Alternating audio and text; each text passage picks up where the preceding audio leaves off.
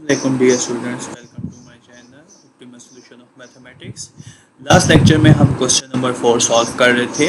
अब इसी next lecture में हम क्वेश्चन नंबर 5 से इन्फिनिट सम स्टार्ट करेंगे। जी देखें जी, इन्फिनिट सम मैंने आपको बता दिया था, ठीक है।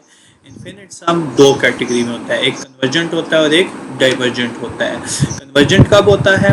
इन्फिनिट सम इज कन्वर्जेंट जब कॉमन रेशो का मॉड लेस देन 1 हो, तब भी सम पॉसिबल है। हम आसान लफ्ज़ों में कह सकते हैं सम एग्जिस्ट, सम इज पॉसिबल। अगर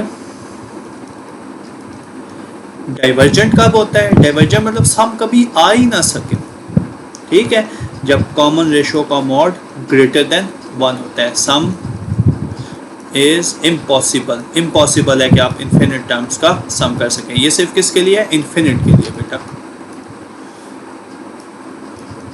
ये सिर्फ इन्फिनिट टर्म्स के लिए है, फाइनाइट के लिए नहीं है, ठीक है। इन्फिनिट टर्म्स के लिए ये चीज़ यूज़ होती है। मैं ज़रा आपको एक एग्जांपल देता हूँ डाइवर्जेंट की, आप इसका सम करें जी। फॉर एग्जांपल आपने इसका सम करना है 2 + 4 + 8 + 16 + 32 अप टू सो ऑन। अब देखें यहाँ पे फर्स्ट टर्म कितनी बन रही है? फर्स्ट टर्म बन रही है 2 और कॉमन रेशो बन रही है r is equal to 8/4 which is 2, greater than 1 है ना, ठीक है। ये देखें कॉमन रेशो का मॉड क्या आ गया? Greater than. क्या सम पॉसिबल है? क्या फार्मूला होता था इन्फिनिट टर्म्स के सम का? S infinite a1 × 1 - r। ज़रा सिंप्लीफाई करें, फर्स्ट टर्म इज 2 1 - 2। अब बहुत से बच्चों के जहन में आएगा, ये देखें सम तो आ गया 2 1 - 2 - 1। क्या पॉजिटिव नंबर्स का सम, ये जो सारे पॉजिटिव नंबर्स लिखे हुए हैं ये सारे, इनका सम इनको ऐड किया इन्फिनिट टाइम्स, तो क्या वो -2 बना? It mean some is not possible. सिर्फ एक ही केस में पॉसिबल है, जब mod of r is less than 1 हो इन्फिनिट के लिए। तो ये क्वेश्चन नंबर 5 है। ये बेसिकली आपका MCQ क्वेश्चन है फेडरल बोर्ड के पॉइंट ऑफ व्यू से, नथिंग एल्स। इसके बहुत ज़्यादा पार्ट्स दिए हुए, ठीक है। मैं कोई एक पार्ट करवाता हूँ लेटर से जो एज इट इज़ सिंपल हो, कोई उसमें ना हो। मैं पार्ट नंबर 6 करा रहा हूँ, जो पंजाब बोर्ड से रावलपिंडी, लाहौर, गुजरावाला टाइप, उनमें ये क्वेश्चन शायद शॉर्ट में आ जाए 2 मार्क्स का, अदरवाइज नहीं। देखिए पार्ट नंबर 6 है 0.1 + 0.05 + 0.025 up to so on. Infinite times है, ये ख़त्म ही नहीं हो रहा है। आपने इसका सम करना है। देखिए जी करते हैं। इसमें फर्स्ट टर्म कितनी बनती है जी?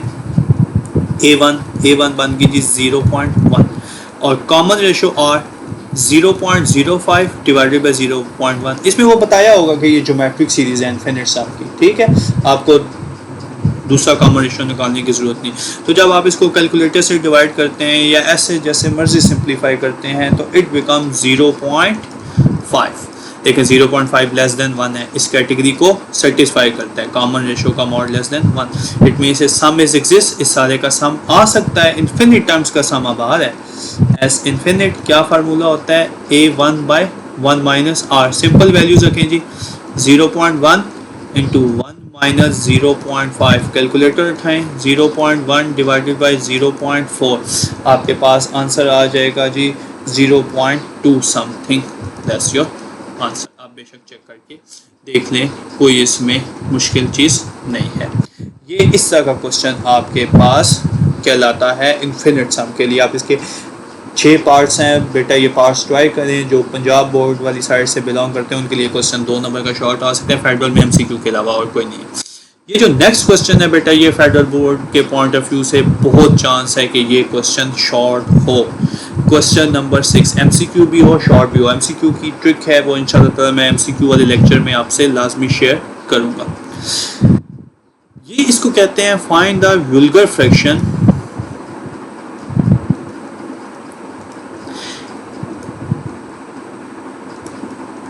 इन्फिनिट होगा, ठीक है। रिकरिंग डेसिमल, ये चीज़ आप 9th क्लास में पहले कर चुके हैं। अब मैं आपको इसको प्रूव करके देता हूँ। फॉर एग्जांपल देखिए, ये एक मैं पार्ट कर रहा हूँ, part number 2, just building your concept. 0.7 और ऊपर डॉट है। इस डॉट का क्या मतलब है?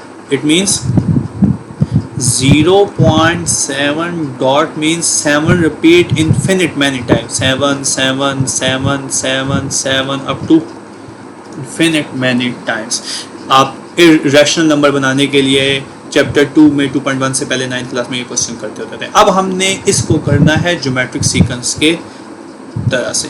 तो 0.70 को मैं लिख सकता हूँ, जरा गौर से देखें, 0.7 plus 0.07 plus 0.0007 plus 0. Up to so on.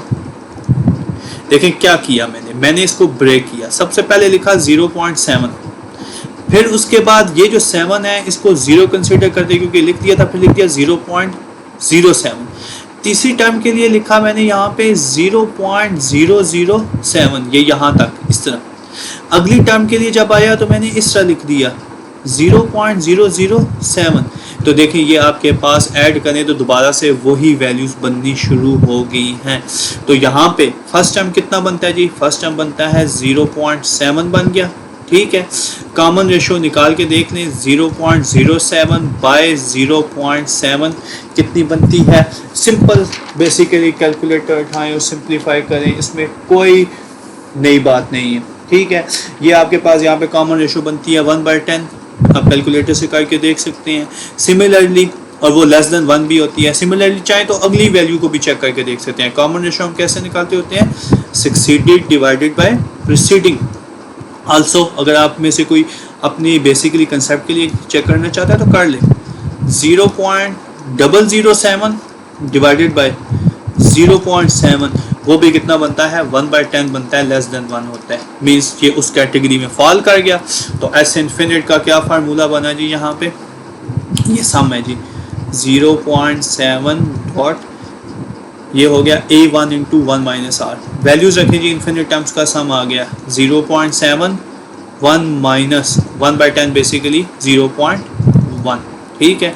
आपके पास सिंप्लीफिकेशन करने से जो आंसर आया आप एज इट इज़ लिख देंगे विदाउट एनी हेजिटेशन। कैलकुलेटर उठाएं, आंसर लिखें, कोई इसमें हाइड नहीं है। ये अगर ऐसे खुद मैनुअली सॉल्व करते हैं तो 7/10 हो गया, ये हो गया जी 1 माइनस 1/10। एलसीएम ले, 7/10 इंटू 9/10, 10 से कैंसिल, 7/9 इज आंसर। ये MCQ टाइप क्वेश्चन है। अगर जो बाकी पंजाब बोर्ड्स हैं उनमें ये शॉर्ट आ सकता है 2 नंबर का, लेकिन अगर इसके कुछ पार्ट्स जो है जो फेडरल बोर्ड में शॉर्ट आ सकते हैं, वो पार्ट नंबर 4 हो सकता है, 6 हो सकता है, पार्ट नंबर 1 हो सकता है, जिनमें कुछ और नंबर्स भी है। मैं यहाँ पे पार्ट नंबर 6 अब सिंप्लीफाई करा रहा हूँ। देखिए पार्ट नंबर 6 में क्या है। पार्ट नंबर 6 में वो कहता है 1.147 के ऊपर डॉट है। ये जो 2 नंबर्स हैं 4-7, ये वाले, ये रिपीट हो रहे हैं इन्फिनिट मैनी टाइम्स। तो देखिए मैं इसको कैसे सिंप्लीफाई करूँगा, ज़रा चेक कीजिएगा। मैं 1.147 डबल डॉट को इस तरह लिख सकता हूँ, गौर से देखिएगा, 1.1 प्लस 0.047 और ऊपर 2 डॉट। इसको नाम दे दे बेशक इक्वेशन नंबर 1। नाउ कंसिडर, यहाँ से आप खुद कंसिडर करें 0.047 के 2 इन्फिनिट रिपीटेड डॉट्स। इसको आप क्या लिख सकते हैं? देखिए आप इसको लिख सकते हैं 0.047474747। डॉट का मतलब होता है कुछ चीज़ रिपीट कर रही है इन्फिनिट मैनी टाइम्स। यहाँ पे 47 रिपीट कर रहा है, और वो कितनी दफ़ा रिपीट कर रहा है? इन्फिनिट मैनी टाइम्स को रिपीट कर रहा है। अब मैं इसको ब्रेक करके लिखूँगा, ज़रा आप गौर से देखिएगा। मैं पहला नंबर लिखूंगा 0.047, यहाँ तक मैंने पहला नंबर लिखा, ये इधर तक। जब मैंने अब अगला नंबर लिखना है, अगला नंबर देखिए मेरा क्या बनेगा, यहाँ पे ये बनेगा। अब ये देखिए यहाँ तक हो गए 0.000 और फिर 47। अगला नंबर मेरा यहाँ तक कंप्लीट हो गया था, ये इस पॉइंट तक, ठीक है।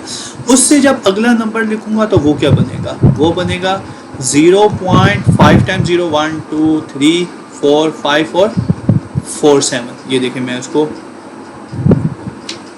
हाईलाइट भी कर रहा हूँ, अप टू सो ऑन। ये आपके पास नंबर्स बन गए इन्फिनिट मैनी टाइम्स। तो अब हम इसकी सिंप्लीफिकेशन करते हैं, ठीक है। आप कैलकुलेटर उठाएं और एज इट इज़ इसको सिंप्लीफाई करना शुरू कर दें विदाउट एनी हेजिटेशन। देखें यहाँ पे फर्स्ट टर्म कितनी बन गई जी? A1 बन गई जी 0.047 और कॉमन रेशो 0.00047 बाय 0.047। अब सिंपल कैलकुलेटर से हल करेंगे, कोई इसमें नई चीज़ नहीं है। ये आपके पास बन जाएगी 1/100 या 0.01। कोई इसमें चीज़ चेंज नहीं करनी है। आप वो वैल्यूज़ उठा के हल करें और आंसर निकाल लें। ये आपके पास हो जाएगा जी s infinity a1/1 minus r। देखें जी a1 की कितनी वैल्यू है 0.047 और कॉमन रेशो कितनी आई है जी 1 माइनस 0.01। कैलकुलेटर से हल करते हैं, मैन्युअली हल करते हैं, ये सारा आपकी अपनी जिम्मेदारी है। इसमें कोई एग्जामिनर नहीं कहता कि कैलकुलेटर से हल करनी है, नहीं करनी।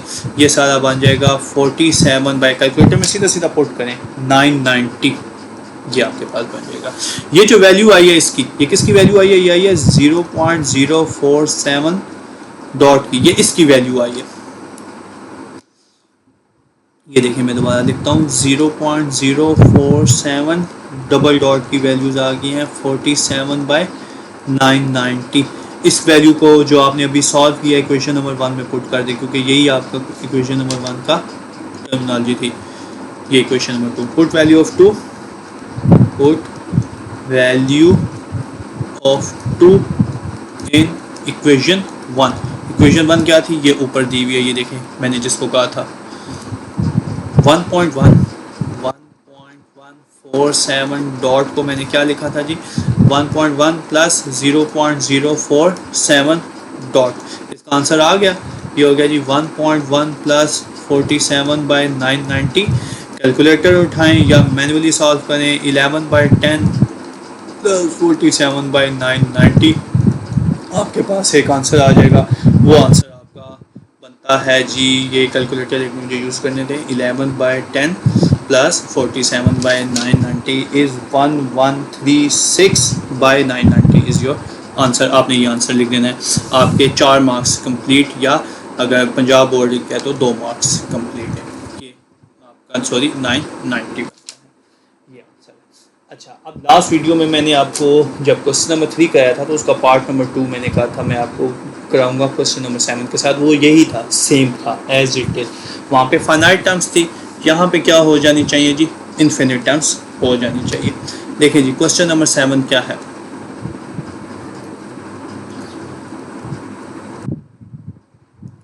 क्वेश्चन नंबर 7, क्वेश्चन नंबर 7 में कहता है find the sum of infinity.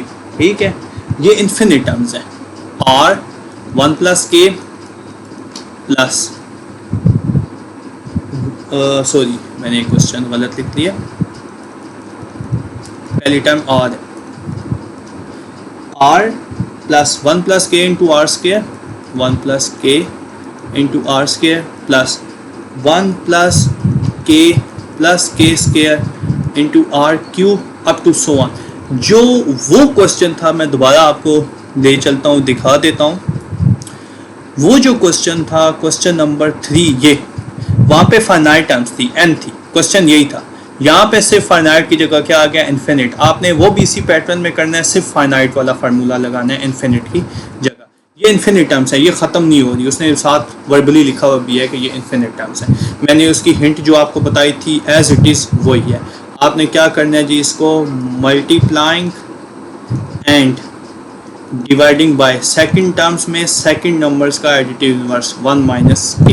1 minus के से क्या करें, मल्टीप्लाई भी करें और डिवाइड भी करें। ये देखें जी 1 माइनस के से मैंने डिवाइड कर दिया, अब मैं मल्टीप्लाई करने जा रहा हूँ जी।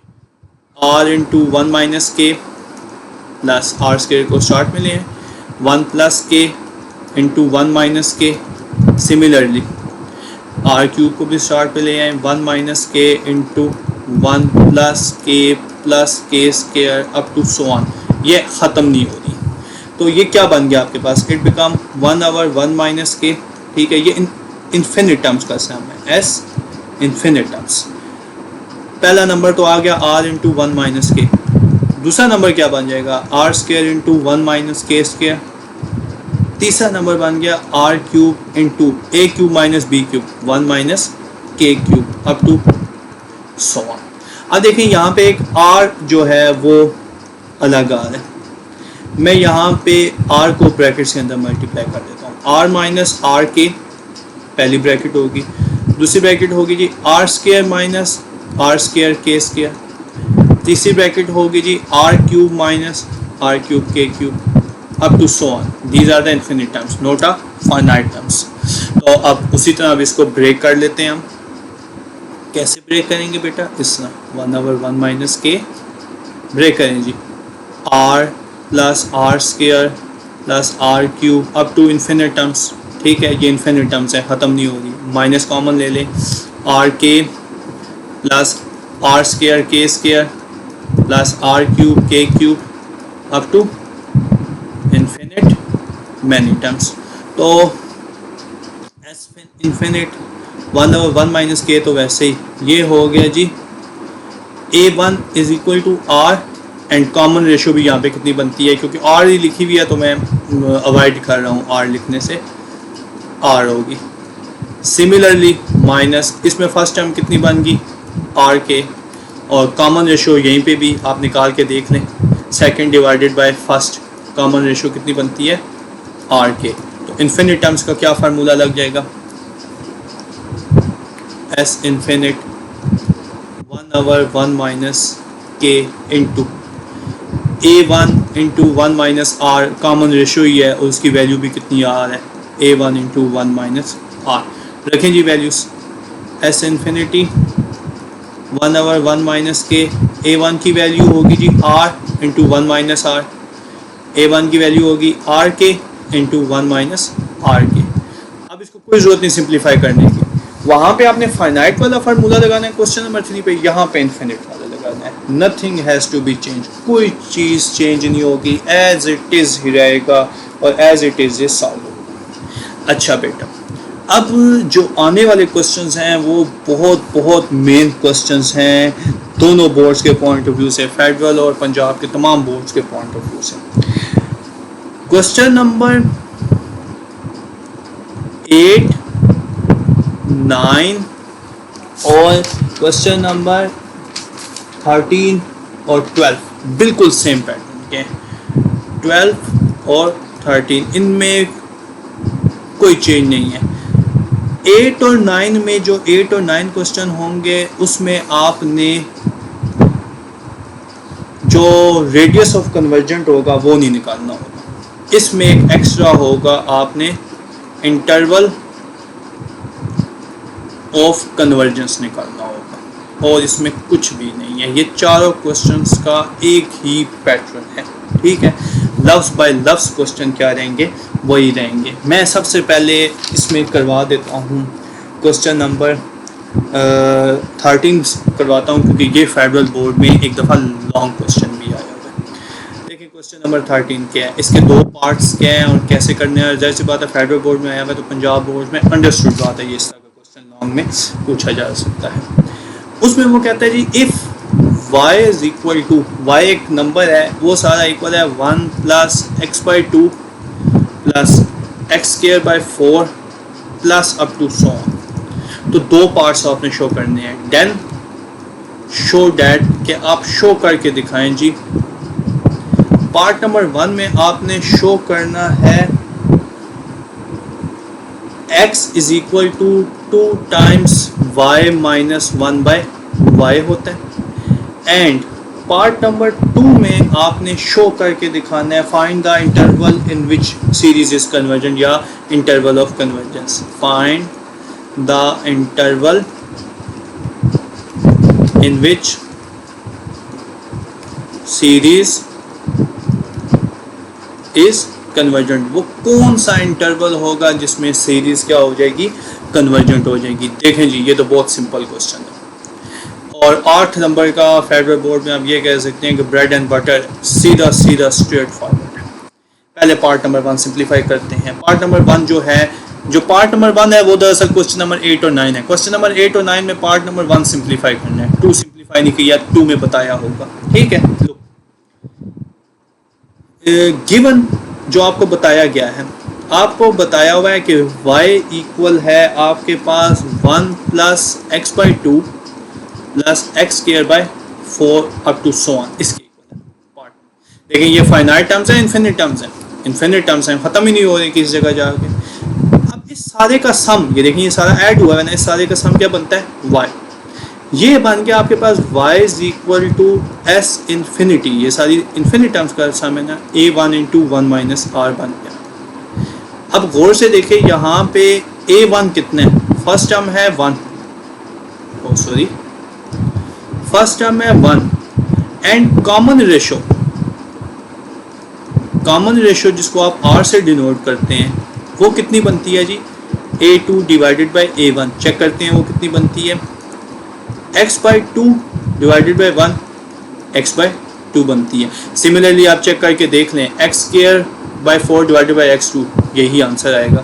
तो यहाँ पे ये फार्मूला बन गया जी y इज इक्वल टू, क्योंकि कॉमन रेशो ये आ गई तो y इज इक्वल टू, क्योंकि y एस इन्फिनिट सम के बराबर हो गया, a1 by 1 minus r। Value रखें जी, a1 की वैल्यू 1 और r की value 1 minus X by two. इसको सिंप्लीफाई करना शुरू करें, y is equal to 1, denominator में 2 एलसीएम आ गया, 2 इंटू 2 माइनस एक्स, ये वाला 2 यहाँ पे ऊपर आ जाएगा by third proportion, it become 2 over 2 minus X. Now the question become y is equal to 2 by 2 minus X. अब हमने x की वैल्यू निकालनी है यहाँ से, देखें ये आगे क्या बन गया, y into 2 minus X is equal to 2, multiply करें ये हो गया 2y minus X Y is equal to 2, X Y right side पे चला गया, 2y minus 2 is equal to X Y, ये वाली टर्म किधर चलेगी राइट साइड पे, और ये इधर आके क्या हो गया सब्ट्रैक्ट हो गया। यहाँ से देखें इट बिकम एक्स वाई, इसको तरतीब करके लिखूँ तो 2y माइनस 2, चाहे तो 2 कॉमन ले लें, X Y 2 into Y minus 1, और जो y है वो राइट साइड पे जाके क्या हो जाएगा divide, 2 into Y minus 1 by Y. देखें जी x की वैल्यू आ गई इन टर्म ऑफ y, यही x की वैल्यू नहीं थी इन टर्म ऑफ y जो हमने निकालनी थी। यहाँ तक आपके 4 नंबर कंप्लीट हो गए हैं बेटा, यस 4 नंबर फ्री के। इसमें देखिए क्या करना था, कुछ भी नहीं। और अभी मैं कह रहा हूँ ये लॉन्ग में एक दफ़ा पूछा गया है, उसके बाद उसने कहा इंटरवल ऑफ कन्वर्जेंस भी निकाल के दिखा दें, जो पार्ट नंबर 2 है, वेरी सिंपल, शॉर्ट में भी आ सकता है, स्ट्रेट फॉरवर्ड। देखिए ये कोई इतना लेंथी क्वेश्चन नहीं है, कभी कभी पेपर बहुत सिंपल बने तो उसमें ये क्वेश्चन पूछा जा सकता है। उसमें कहता है find interval in which series is convergent, find interval in which series is convergent. कब होता है ये देखें, मैं दोबारा आपको स्टार्ट में ऊपर ले जाता हूँ, मैंने लेक्चर स्टार्ट करने से पहले बताया था। हाँ जी ये देखें आंसर, ये कब होता है कन्वर्जेंट, मैं दोबारा उसको हाईलाइट करता हूँ, ये लिखी भी है वो वैल्यूज, ये जब मॉड और का मॉड क्या हो लेस देन 1 हो तो सीरीज को आप कहते हैं कन्वर्जेंट है, ठीक है। तो आप लिखेंगे since the series is convergent if series is convergent, series तब कन्वर्जेंट होती है इफ अगर r का मॉड लेस देन 1 हो। तो यहाँ पे देखें r का मॉड क्या बनता है, r आपने ऊपर क्या निकाला हुआ है, r आपने ऊपर निकाला हुआ है बेसिकली x बाई 2, तो इट मीन्स x बाई 2 का मॉड लेस देन 1। अब बेसिकली 9th क्लास को सिंप्लीफाई करेंगे, x का मॉड लेस देन 2 उधर जाके मल्टीप्लाई होगा, 2 का मॉड पॉजिटिव है 2 ही होता है, x का मॉड जब खत्म करते हैं तो क्या आता है plus minus x less than 2, it means plus x is less than 2 and minus x is less than 2, x is less than 2 and x is greater than minus 2, क्योंकि जब यहाँ पे मैंने लेफ्ट साइड से इनइक्वालिटी ख़त्म की, minus से multiply किया तो ये इनइक्वालिटी लेस से क्या होगी ग्रेटर, इन दोनों को कंबाइन करके लिखें, x मिड में आ गया, x 2 से छोटा है और माइनस 2 से क्या है ग्रेटर है। This is the interval of convergence, ये आपके पास इंटरवल ऑफ कन्वर्जेंस होता है जिसमें सीरीज कन्वर्जेंस। यहाँ तक 8 मार्क्स है बेटा, स्ट्रेट फॉरवर्ड, कुछ भी नहीं है ये क्वेश्चन, पंजाब बोर्ड देखे हैं ये सारे। अब क्वेश्चन नंबर 12 भी बिल्कुल एज इट इज़ करना है, कोई चेंज नहीं है, आप ट्राई कीजिएगा, ठीक है। उसमें सीरीज डिफरेंट दे दी गई है, यही दोनों पार्ट प्रूव करने हैं। इवन क्वेश्चन नंबर 8-9 में भी है, लेकिन 8-9 में इंटरवल ऑफ कन्वर्जेंस नहीं निकालना, बाकी सारा का सारा यही है। मैं उनमें से एक पार्ट चलें आपकी सहूलत के लिए क्वेश्चन नंबर 9 सॉल्व करा देता हूँ। देखें उसमें थोड़ी सी जो एक्सप्रेशन लिखी हुई है वो थोड़ी सी ऐसे लगता है नजर आने में कि डिफिकल्ट लिखी है। क्वेश्चन बहुत आसान है। एक क्वेश्चन नंबर 9 के में क्या है, कहता है जी if y is equal to 2/3x, ये पहली वैल्यू है। दूसरी वैल्यू है जी 4/9x स्क्वायर। तीसरी वैल्यू है 8/27x cube up to so on. And if साथ उसने ये बता दी है, ये इंटरवल ऑफ कन्वर्जेंस है जो उसने बताया हुआ है, if 0 less than x less than 3/2, ये अब आपने प्रूव नहीं करना, ठीक है। देन शो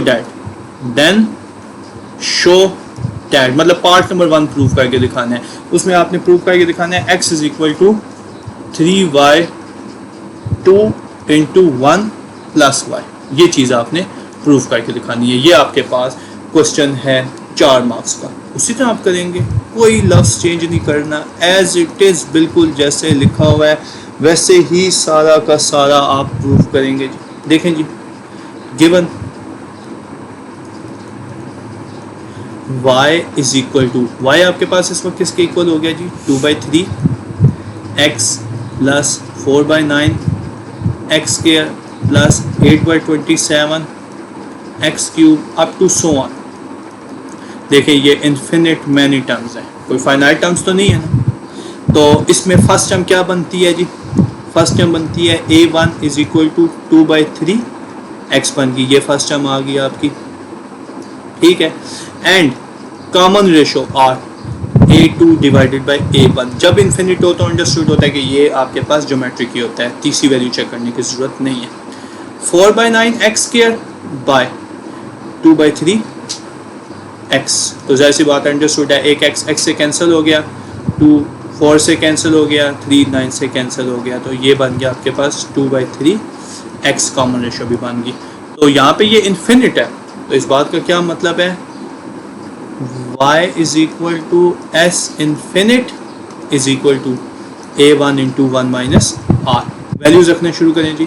a1 की वैल्यू होगी जी 2/3x, ठीक है। ओ सॉरी, इसको मैं थोड़ा सा दोबारा से अरेंज करके लिखता हूँ।